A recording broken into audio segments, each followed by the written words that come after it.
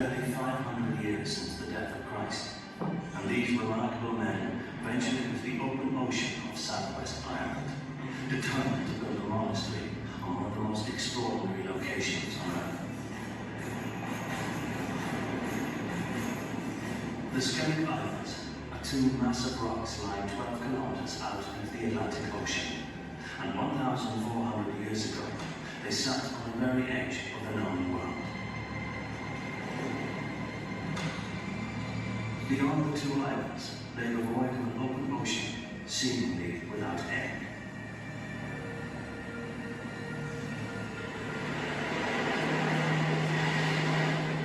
For their citadel, the monks chose the larger of the two islands, Skellig Michael, and began building a retreat that remains to this day one of the most remarkable testaments to human faith on earth. Skellig represented a place apart from civilization, where through prayer and hardship they could apparently come closer to God.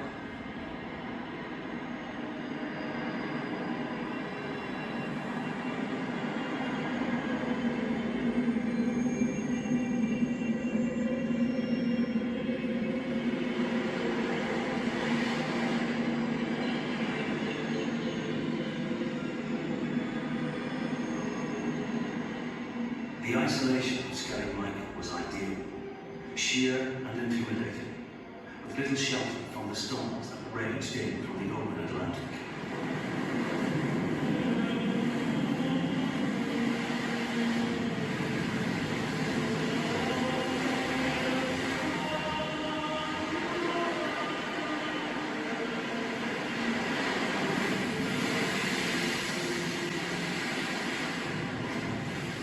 The Clash, Memorial Rock, and the savage ocean could symbolize the monks' own struggle for survival and enlightenment.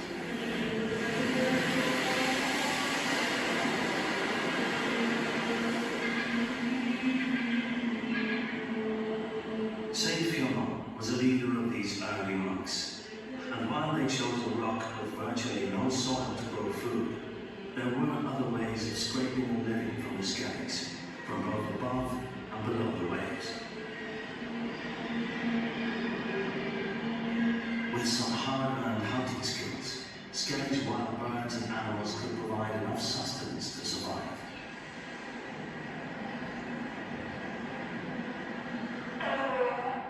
The smaller of the two islands, Skellig is home to the second largest garret colony in the world today, with some 50,000 individuals. It was the largest before the monks started eating them all.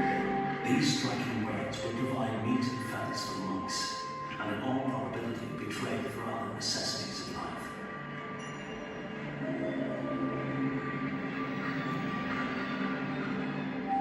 In spring and summer, the eggs of the guillemots and kittiwakes would provide a welcome change in the monks' diet.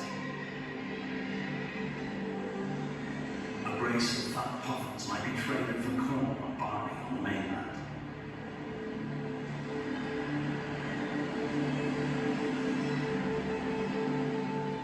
While the spirits of the ocean, the grey seals, would provide a virtual feast for the monks, if they were quick enough to catch them. But the most difficult challenge of all for the monks was carving a life out of the sheer rock. To tame the sandstone of the Skellig, to find living space, the monks first had to climb, and to climb they needed steps, hundreds of them.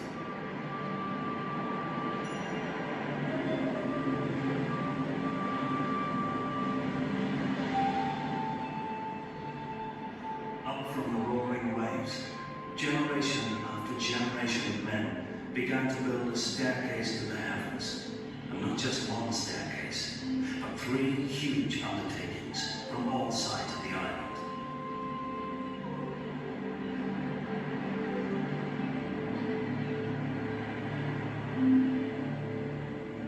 Each step carved by hand from the solid rock with the simplest tools. Massive flagstones cut and heaved into position with the raw strength of muscle and bone. All of this, more than 1,000 1,000 years ago, while the Dark Ages gripped continental Europe.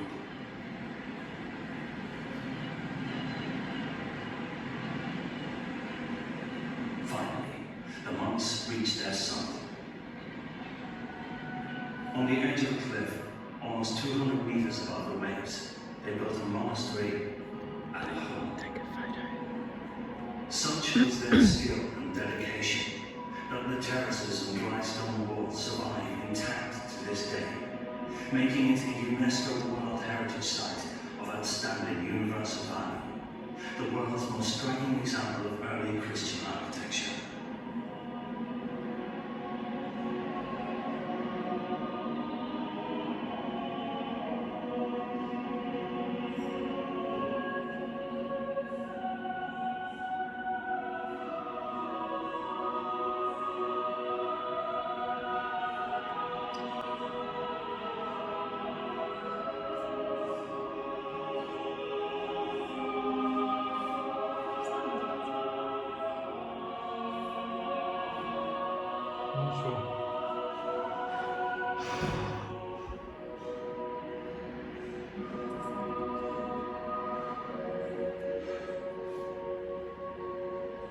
It's hard to say how many men lived and prayed in this monastery at one time.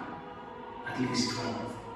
Perhaps harking back to that ancient symbolic number revered by both Christian and Celtic deities.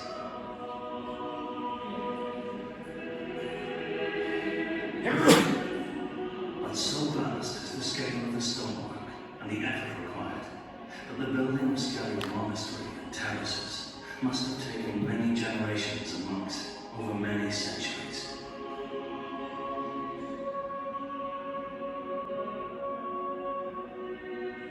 The illuminated manuscripts that survive today show that men came and went, sometimes leaving the rock for many years before their return.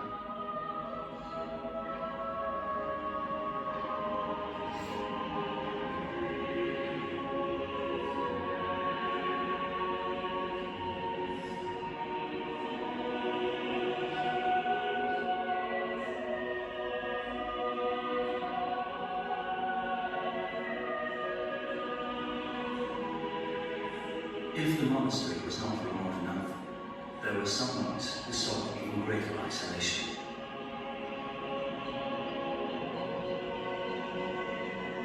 Across the chasm from the beehive cells is another pinnacle, the highest peak of the island.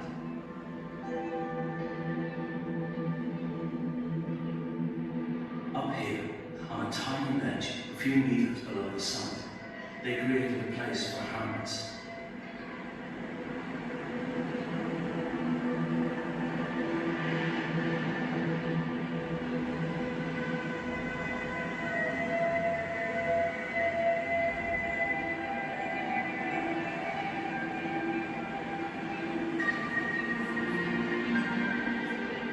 Today the ledge holds the remains of a small cell or oratory, and carved out of a solid rock to one side, 2 cisterns, basins where rainwater would gather.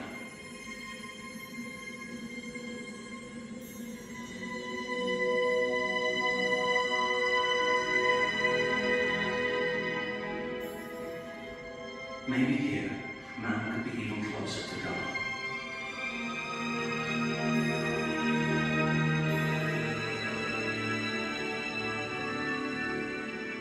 Perhaps this place was also built for protection, as access by a precipitous staircase was easily defended. For Skellig was not always so peaceful. To the more controlled confines of large mainland monasteries.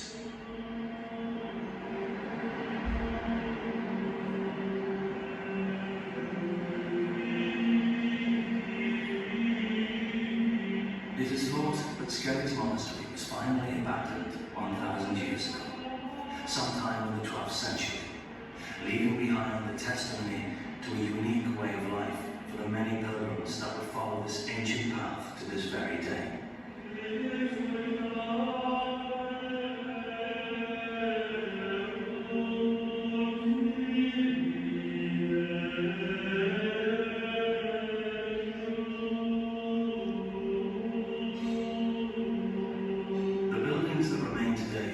resonate with the devotion and skill of their creators, an extraordinary testament to the power of faith and the celebration of God.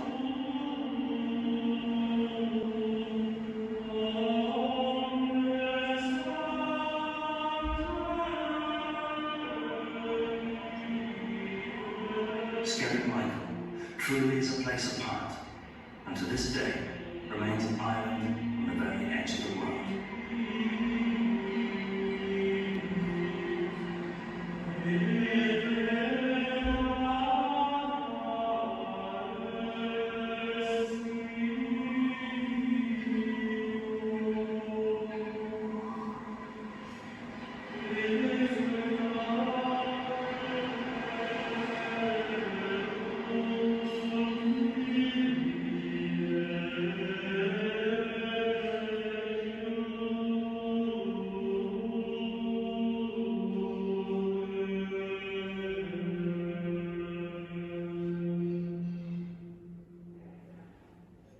Monastery beehive cells and other archaeological remains.